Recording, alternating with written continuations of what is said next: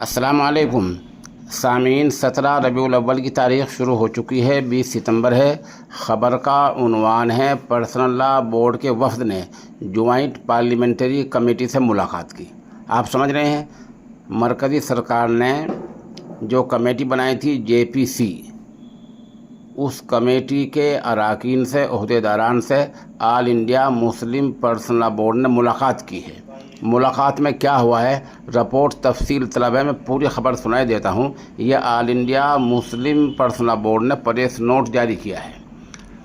Press note میں لکھا ہے، کل شام وقف ترمیمی بل پر اپنا موقف رکھنے کے لیے جوائنٹ پارلیمنٹ کمیٹی نے آل انڈیا مسلم پرسنل لا بورڈ کو موقع دیا تھا۔ یہ میٹنگ پارلیمنٹ کے کمیٹی روم میں ہوئی۔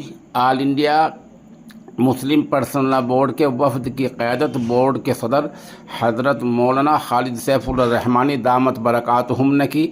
اس وفد میں بورڈ کے جنرل سیکریٹری حضرت مولانا محمد فضل الرحیم مجددی، لیگل کمیٹی کے اسسٹنٹ کنوینر و رکن عاملہ سینئر ایڈوکیٹ جناب احمد شمشاد، رکن عاملہ و پروفیسر ڈاکٹر محمد سعود عالم قاسمی اور رکن عاملہ و ترجمان ڈاکٹر سید قاسم رسول الیاس شامل تھے۔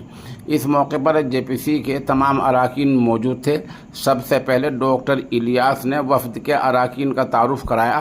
اس کے بعد صدر بورڈ نے تفصیل سے وقف کی شرعی حیثیت اور تاریخ پر روشنی ڈالی۔ مولانا نے آل انڈیا مسلم پرسنل لا بورڈ کا تعارف کراتے ہوئے کہا کہ بورڈ مسلمانان ہند کا ایک متحدہ پلیٹ فارم ہے، جس میں ملک کی تمام اہم دینی و ملی جماعتیں، تمام مسالک، تمام اہم دینی مدارس، ملت کے علماء اور دانشوروں کی نمائندگی ہے۔ پروفیسر محمد سعود عالم قاسمی نے بھی وقف کی شرعی حیثیت پر گفتگو کی۔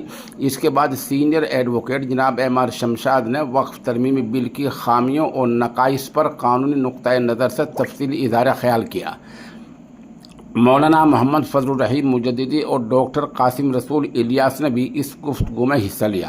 اس کے بعد JPC کے بعض اراکین نے توضیحی سوالات کیے، جس کے ارکان وفد کی جانب سے تفصیل سے جواب دیے گئے۔